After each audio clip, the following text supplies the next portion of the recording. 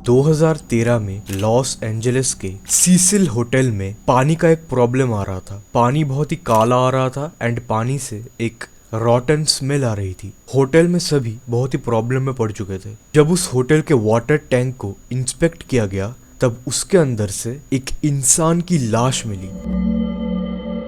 किसी को कुछ नहीं पता लग रहा था कि वो लाश वहां पर गया कैसे। और जब इन्वेस्टिगेट किया गया तो एक ऐसी वीडियो मिली जो पूरे देश को हिला के रख दिया था। आज जिस केस के बारे में बात करने वाला हूँ उसका कोई भी एक एक्सप्लेनेशन काफी नहीं है। एक लड़की की ऐसी एक मौत हुई जो किसी भी एंगल से नॉर्मल नहीं है, पैरानॉर्मल जरूर है, क्योंकि कोई भी इंसान उस तरीके से नेचुरल वे में मर ही नहीं सकता। Today we are going to talk about the case of Elisa Lam. So let's start. Elisa लाम एक 21 ईयर ओल्ड कैनेडियन स्टूडेंट थी जो वैनकूवर ब्रिटिश कोलंबिया से बिलोंग करती थी। एलिसा एक नॉर्मल लड़की थी जो सोशल मीडिया पर एक्टिव थी एंड वो टम्बलर पर अपनी लाइफ के थॉट्स एंड एक्सपीरियंसेस शेयर करती थी, लेकिन उसके पोस्ट्स हमेशा डार्क एंड डिप्रेसिंग होती थी। एलिसा एक क्रिएटिव और इंटेलिजेंट लड़की थी, लेकिन एक चीज थी जो उसके अंदर हमेशा छुपी रहती थी, उसका मेंटल हेल्थ इशू। एलिसा को बाइपोलर डिसऑर्डर था और डिप्रेशन भी था एंड एलिसा मेडिकेशंस पर थी जो उसके मूड स्विंग्स एंड मानसिक संतुलन को कंट्रोल करती थी। एलिसा एक यंग एंड ब्राइट स्टूडेंट जरूर थी, लेकिन वो बाहर से जैसी दिखती थी वैसे वो अंदर से नहीं थी। She was mentally depressed and उसी के थॉट्स एंड एक्सपीरियंसेस वो टम्बलर पर शेयर करती थी। लेकिन वो जो मेडिकेशंस पर थी, क्या वो मेडिकेशन सच में काम कर रही थी या फिर उसका कुछ और ही इफेक्ट एलिसा पर हो रहा था, जिसके वजह से उसके साथ इतना डरावना हादसा होने वाला है। 2013 जनवरी को एलिसा ने डिसाइड किया कि वो एक सोलो ट्रिप पर जाएगी कैलिफोर्निया एक्सप्लोर करने के लिए। एक छोटी सी ट्रिप जो उसके लिए एक ब्रेक जैसा होगा। जनवरी 26 को उसने सैन डिएगो विजिट किया, फिर वो लॉस एंजलिस पहुंची और यहाँ पर उसने चेक किया सीसिल होटल में। एक ऐसा होटल जो सिर्फ एक होटल नहीं बल्कि उसका खुद का ही एक बहुत ही डरावना छाया रह चुका है, जिसमें सीरियल किलर्स रुक चुके हैं, जिसमें कई लोगों ने अपनी ही जान दे दी और जिसमें आज भी एक अजीब सी डार्क एनर्जी महसूस होती है।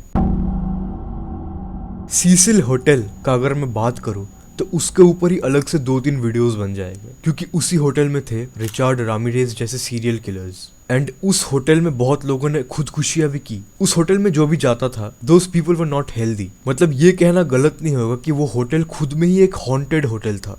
That hotel was not for healthy people at all. Elisa ने इनिशियली एक शेयर्ड रूम बुक करी थी, लेकिन उसके रूममेट्स जो थे उसने ये कंप्लेन किया कि एलिसा अजीब बिहेव करती थी, किसी से बात नहीं करती थी, दीवारों पर स्ट्रेंज नोट्स लिखती थी और रात को अजीब अजीब आवाजें करती थी। एलिसा का ये सब हरकतें सुनकर आपको ये नहीं लगता कि ये कोई heavy mental problem like schizophrenia या फिर इनिशियल स्टेज ऑफ पोजेशन थी?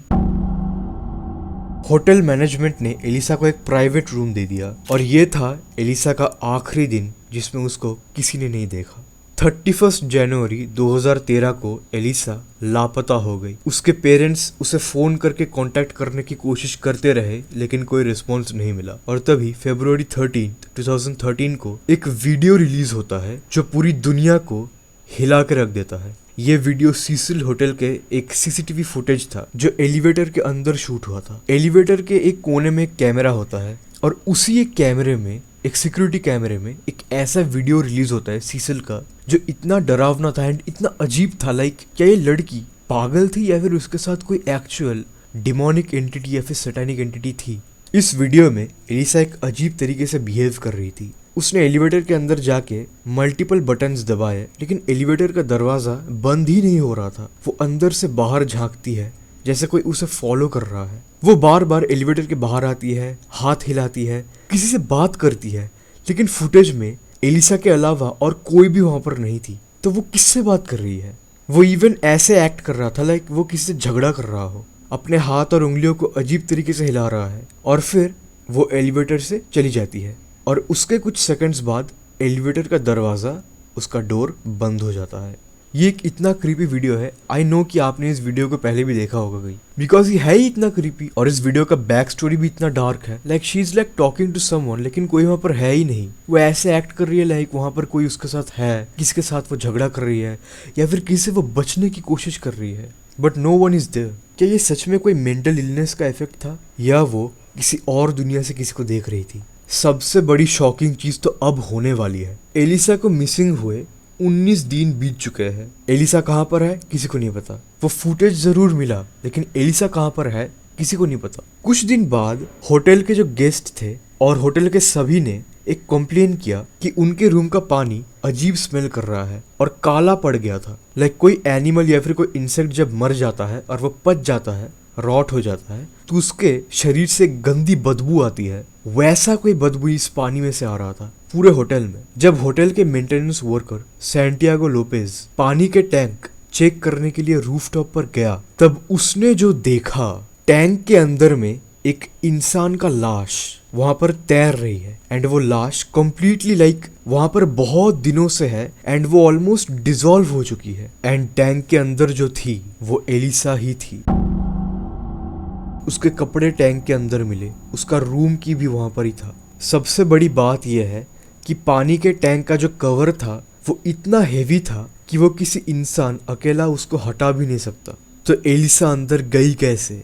ऑटोप्सी रिपोर्ट जब आई एलिसा के बारे में, तब डेथ कॉज में एक्सीडेंटल ड्राउनिंग दिया गया। एलिसा के बॉडी में कोई मार्क, कोई अब्यूज के मार्क या फिर कोई भी प्रेशर कुछ भी नहीं मिला।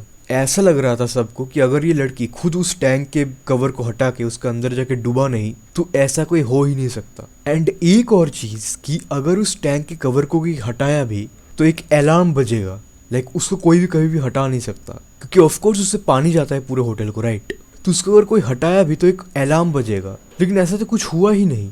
क्या वो किसी से भाग रही थी? उसका बिहेवियर इतना अननेचुरल क्यों था? एलिवेटर के अंदर इतने बटन दबाने के बावजूद वो डोर बंद क्यों नहीं हो रहा था? किससे बात कर रही थी वो? और सबसे बड़ा सवाल, उसकी मौत एक एक्सीडेंटल ट्रेजेडी थी या फिर कोई इनविजिबल फोर्स का हाथ था?